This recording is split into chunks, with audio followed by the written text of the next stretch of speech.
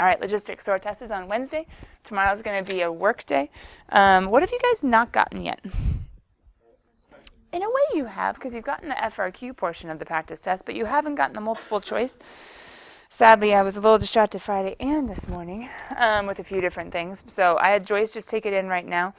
I will have those multiple choice questions by the end of the day.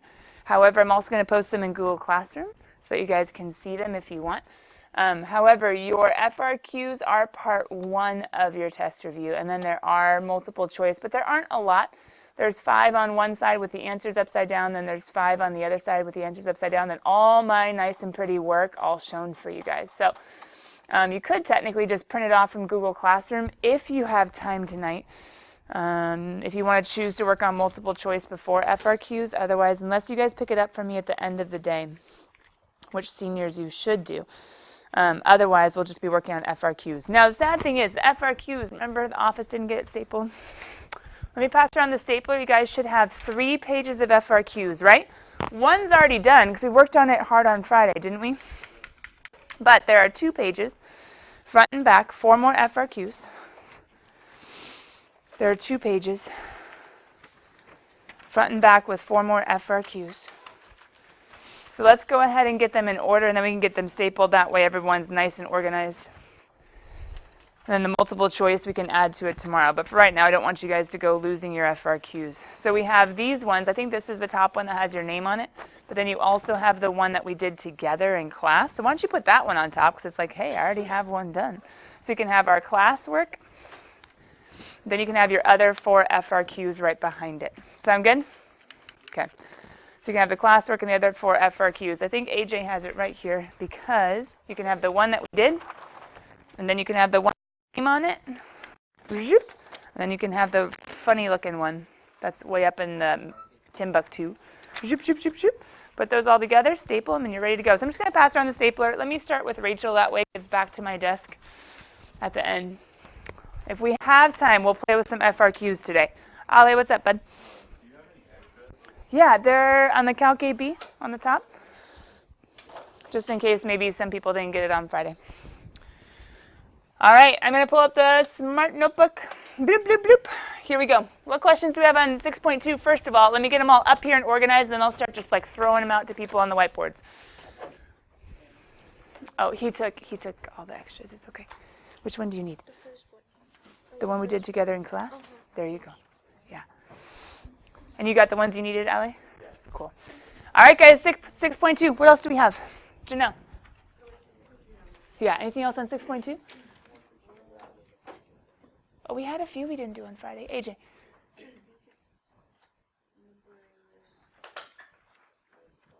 We went over 13 on Friday. Oh, David. 75. Oh, yeah, that's the one we didn't get to. Is there another one we didn't get to, though? Okay, test review while people are thinking. Ruth. Oh, yeah. I think we only got to 13 on Friday, huh? That's why. Test review. 23C. Patricia. D.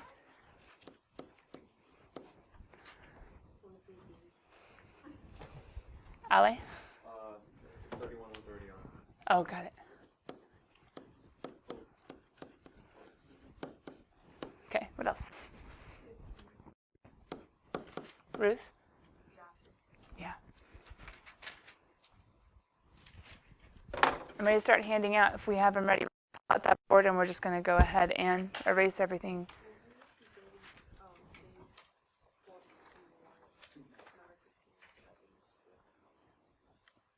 Look in the back of your book. It's weird that an odd wouldn't be online. What page was it? 6.2? Oh, all the answers to those ones are on, at least in the back of your book. Did you guys have any issues finding any answers to the practice test? Is that what you're talking about, AJ? Because I gave you from 2 different pages at the end, right? Was that the chapter test for chapter 6? Okay. The AP practice problems, right? Chapter 6, AP practice number 15. Yeah, it's in the back of the book. A is 12, B is 96 pi over 5, C is 16 pi over 7. Go ahead and check it out, kiddo. I don't know if CalcChat showed all the work, but the answers are definitely there. That's why I like the AP practice problems, because they're AP practice problems, and they have the evens and the odds, which is kind of cool. All right, kiddos, can anyone take anything up here on the board? Eurus, what can you take? 15? Got it. What else? 31? Got it. Yeah. D or B? B. Oh, yeah, you had D as a question. What else do we have?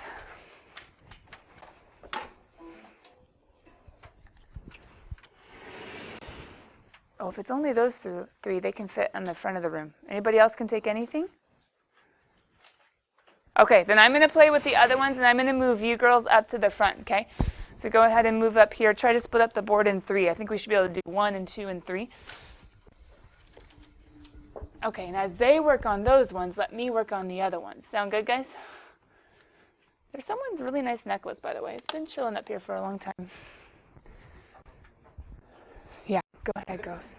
You can grab the big markers, actually. Let me get you the big ones. Here you go. The little ones won't show up very good. Zoop, zoop, zoop. There you go. All right. So my job is the other 3, 75, 23, C, and D. Cool. So I'm going to start playing with those. Let's start with number 75. And then those of you that had questions that the girls are covering up at the front, you can be watching their work and ready for questions as far as why they did what they did.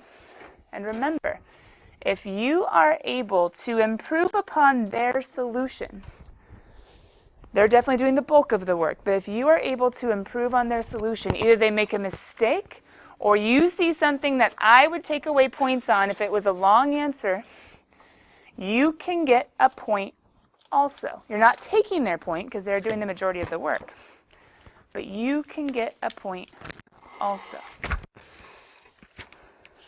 I guess that technically could go along with me too, but maybe let's not go that far. So I have Patricia up at the board, Rachel got 1, and Eurus got 1. All right, last call. Anybody can do any of the ones? 75, 23C, or 23D? Okay. So it's my turn. Here we go. Oh, it's not going to like me because I unplugged them. Let's try again. It's number 75. David, that was yours, right? Yeah. It's the free response. Okay, definitely a calculator problem on number 75. At least I believe it would be. Did you guys look at the answer 75? Were they decimals?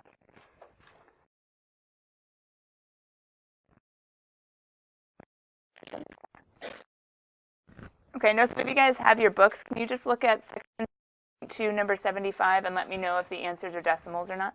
That would be super, super helpful.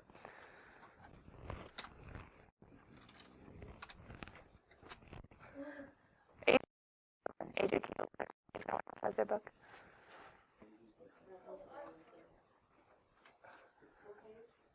Section 6.2, number 75.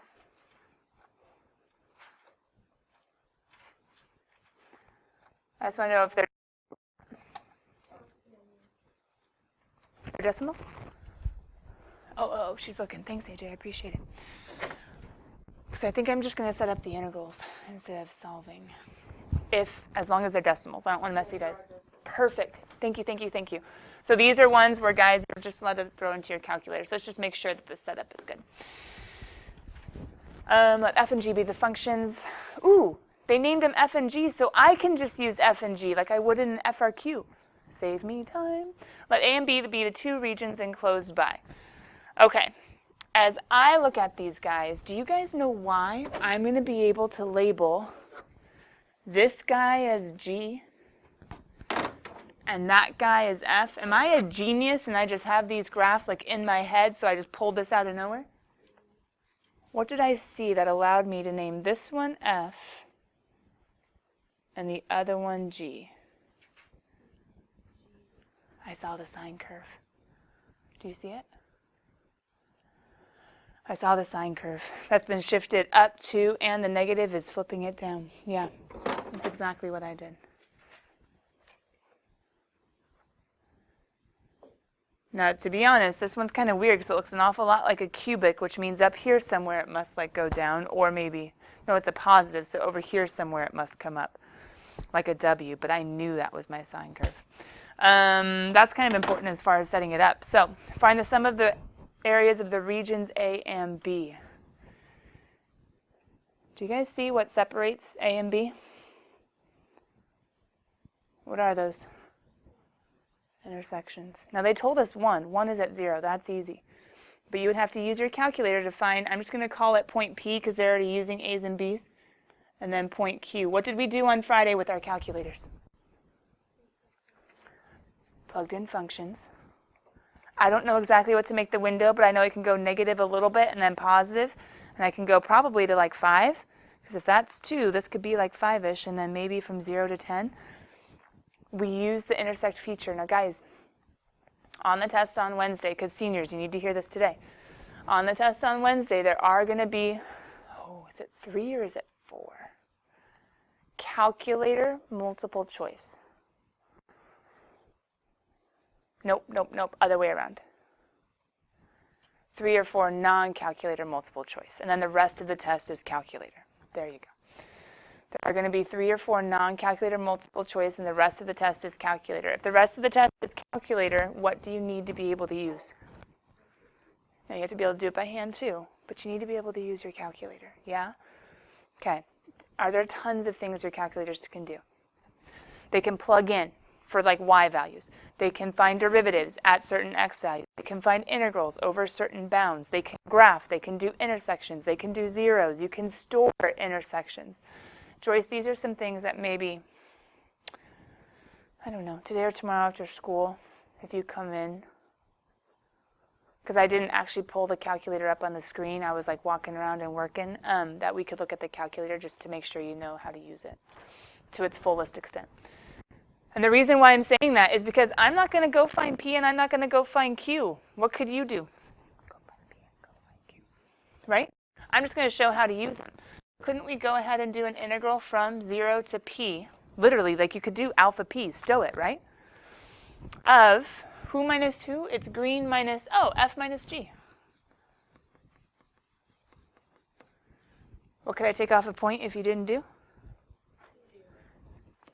Parentheses, good, and dx, plus, you guys finished it off. What's the next part?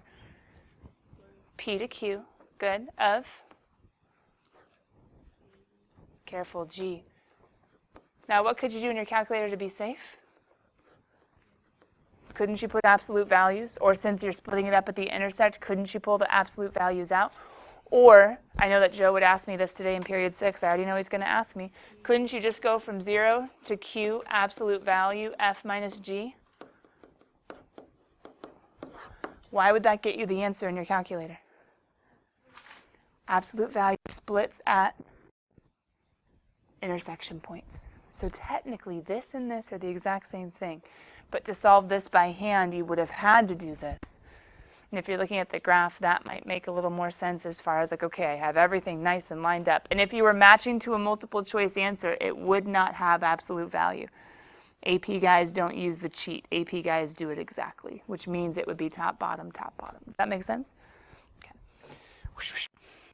Okay. You would chug into your calculator and get your correct answer in a decimal that you can check in the back of the book. B says, region B is the base of a solid. Ooh, all right. As soon as I hear is the base of a solid whose cross sections, even as soon as I hear is the base of a solid. Guys, it's the puddle and Popsicle Man is growing out. And if that doesn't make any sense, okay, fine. It's flat on the table and something's coming up out of it. In what shape? And perpendicular to what? Are both of those important to get a formula in your head? Yes. Because with squares, I can say right away, area formula for a square is side squared. And then perpendicular to the x-axis means I'm slicing down and I'm popping up. And if I'm slicing down and popping up, what does that mean about my volume? dx or dy? Thickness is... Got him, coach. Yeah? So therefore, I can say, sweet, it's going to be v is equal to a of x dx with x bounds, which I already know b is x bounds, it's p to q. And you would already have it stowed in your calculator from letter A. So now I just need to go ahead and plug in. So v is equal to the integral from p to q of, now we just have to ask ourselves the question, who's the side of our square? Well, guys, don't you see the side? Who is it? Top minus bottom. Who's on top? We already said that. G. Who's on bottom? F. And the nice thing is, if you're doing this one in your calculator and you did something, oh no, yeah, G's on top, F is on bottom. If you're doing this in your calculator, it's squared, so it wouldn't make a difference. But it's okay. You would get your decimal answer like the back of the book would show you. Then letter C says, let's go one step more. Letter C says, now it's time to, oh, it's not revolving. I thought it was a revolving one. That would have been a nice way to end it. Fine, let H be the vertical distance, top minus bottom, between the graphs of F and G in region B. Okay, find the rate at which, woo-hoo-hoo-hoo! What does the rate mean? Prime, derivative, yeah. Find the rate at which h changes with respect to x. They want me to find dh dx such that x equals 1.2. So they want me to take the derivative. Who'd they say h was? Vertical distance. So top, wait, no, who's on top? G.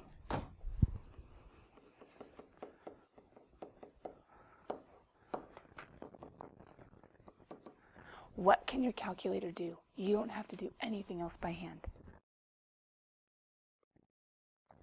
Can't you do, didn't we do it on Friday with the FRQ? Can't you go math and can't you go to the option right above the integral one? Doesn't it say n derive? And can't you do d dx of, wait a minute, you've done this properly. y2. Yeah, so go get your y2 because you probably put that one in second, right? Your y2 minus y1, find the derivative of y2 minus y1 such that x equals 1.2. Oh my goodness. Easy cheesy lemon squeezy. Now, could you theoretically have also done 4x cubed minus 8x plus 2, which should have been second, and then negative cosine of pi x times pi? Yeah, and then plugged in 1.2. Yeah, but what'd you just waste? It's a calculator question. All you need to show me is, I know what I'm doing, derivative at, and I'm going to use my calculator to do it for me. Is that cool?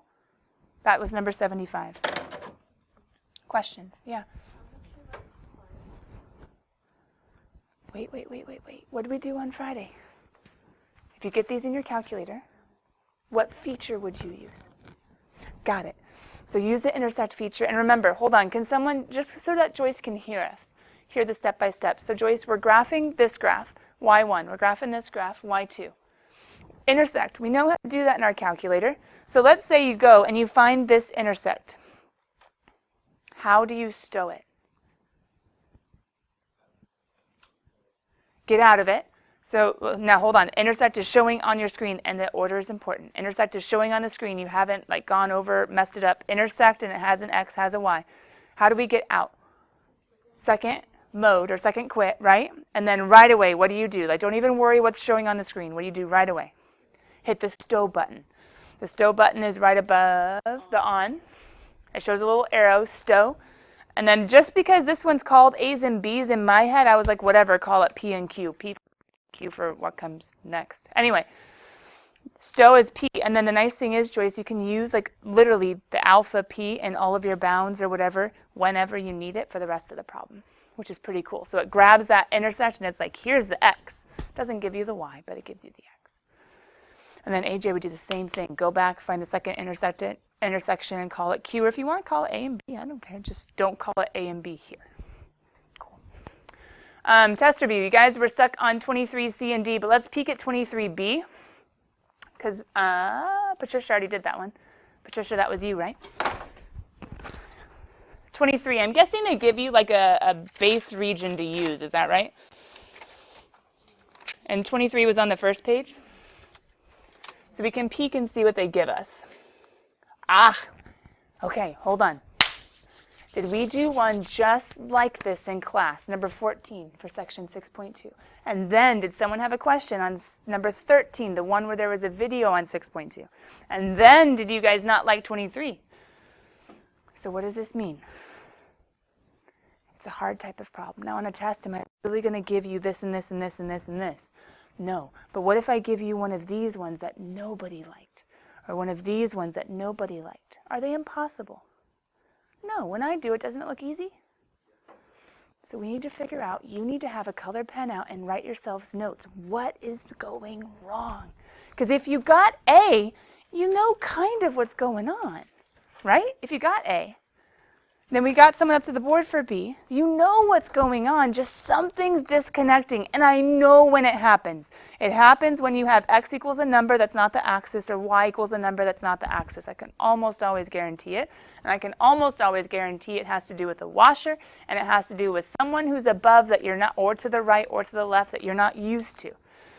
Now hold on, how hard is it to get this basic region?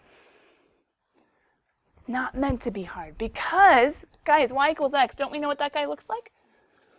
Y equals x, 0, 0, 1, 1, 2, 2, 3, 3, etc., etc., etc. So coming over here to our, just in case some of you are a little confused as far as where all of these problems always have to start. All of these problems always have to start, and here's where the non-calculator ones will get hard. If you can't visualize the graph, how hard is that going to be? You're going to be guessing, just shooting in the dark, which is super dangerous. It's trying something, which on a test, just go for it. But hopefully we can get a picture, because you guys need to think about, who is this guy? Got him. 0, 0, 1, 1, 2, 2, 3, 3. Got him, right? Okay. But the area needs to be bounded by these two things also. Who's this guy? Y, you can fly, but you haven't gone anywhere, so you're on the ground. Y equals 0. Could it be helpful for some of you guys to color code on the test? Yeah, bring colored pencils. I don't care. It's fine. X equals 3. Y, you can fly. X, you die. Go 1, go 2, go 3. What is the only region held in by those three things? You tell me. What shape is it? The region held in. Got it. Okay. A, supposedly we got. Around the x-axis is going to be a washer, top minus bottom, pi r squared, done. Not going to be a washer. It's going to be a disk. It's flush. Top minus bottom, you're done. Letter B, y-axis. Patricia did it up here. Check it. Y-axis.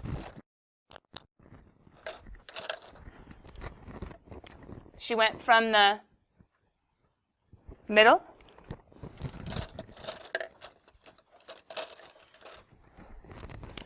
Wait, what's the clue that we always do for r?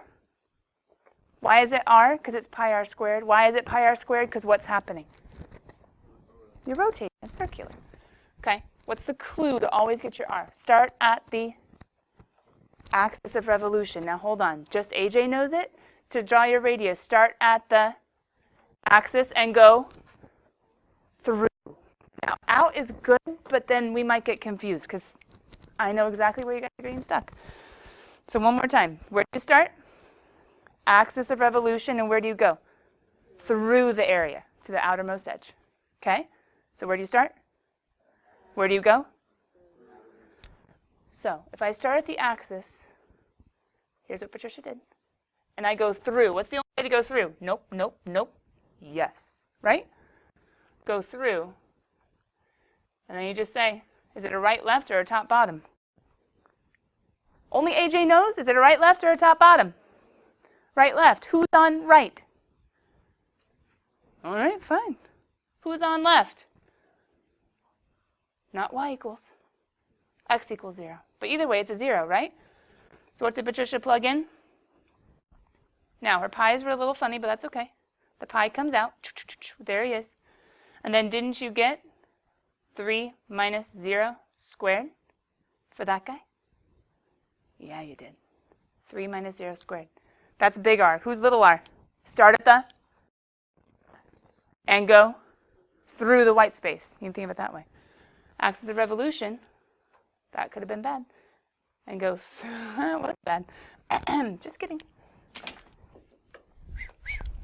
Axis of revolution, through the white space.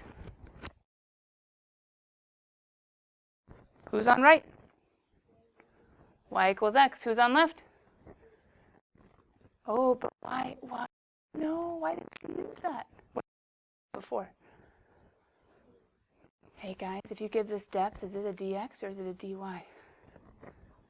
The vertical depth. Couldn't you also have maybe memorized something about a vertical axis of revolution? Isn't that in your forever cards? What do we always do? So was it y equals x? Nope, it was x equals y. But either way, wasn't it y minus 0 squared? 3 minus 0 squared is 9. Y minus 0 squared is y squared. Dun, dun, dun, dun, dun, dun. She anti-derived. Ooh, those of you guys that are still working on corrections, don't worry, due by the end of the week. She anti-derived, and then she plugged in. So what's going on with C and D? Our last two questions of the day. Letter C. Where are you going around? X equals 3. X equals 3. Isn't it a vertical axis just like the one we just saw, guys? And if it's a vertical axis, what does that mean? dy or dx? dy. So therefore, where do we always start? Axis of revolution. Where do we go? Through the area. So if it's axis of revolution going through the area, guys, aren't I going backwards? But don't I still have a right and a left? And I'm doing a dy? Vertical axis, or I'm memorizing it. So I'm going to say, okay, v is equal to pi, the integral. I need y's. What were the y's for Patricia's? Hers were dy, 0 to 3, because she found this intersection. This is the point, 3 comma 3. So 3 is my top y, 0 is my bottom y. 0 to 3. Is it flush or is there hollow?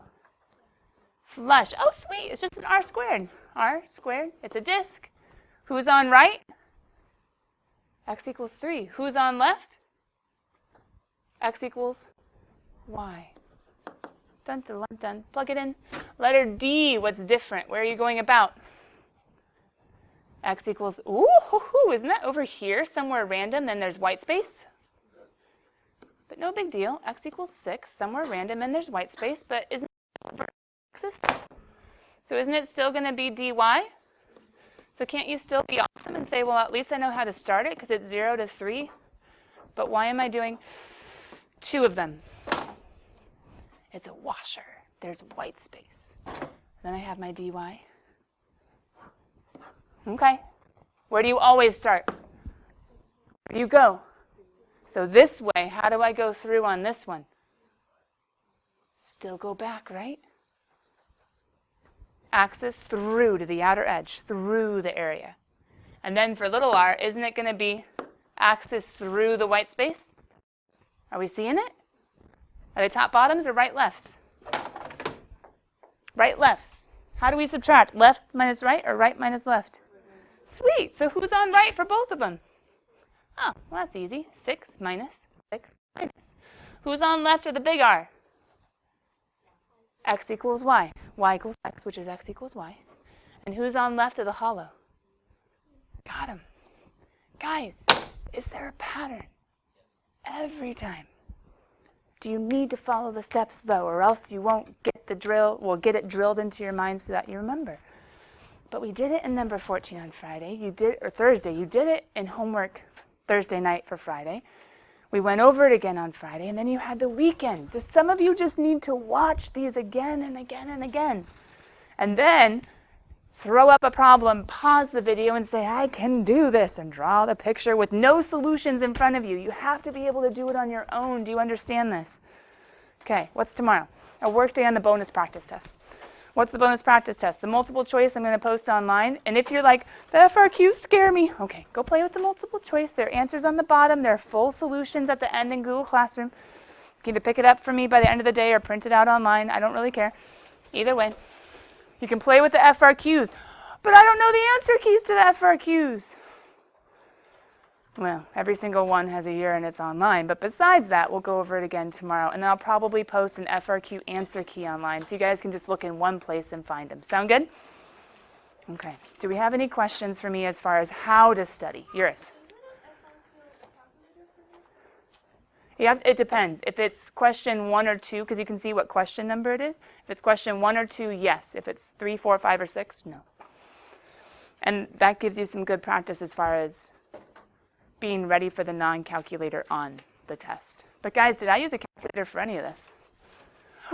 But did I finish solving the integrals? But I would have foiled and combined, and then anti-derived with the power rule, and then plugged in B and plugged in A. Get out of here, chapel day. I'll see you guys later. Do you need to work and practice? Get whiteboards. Pause videos. Listen to solutions. Watch online tutors. Come on, guys, you can do it. Put a little power to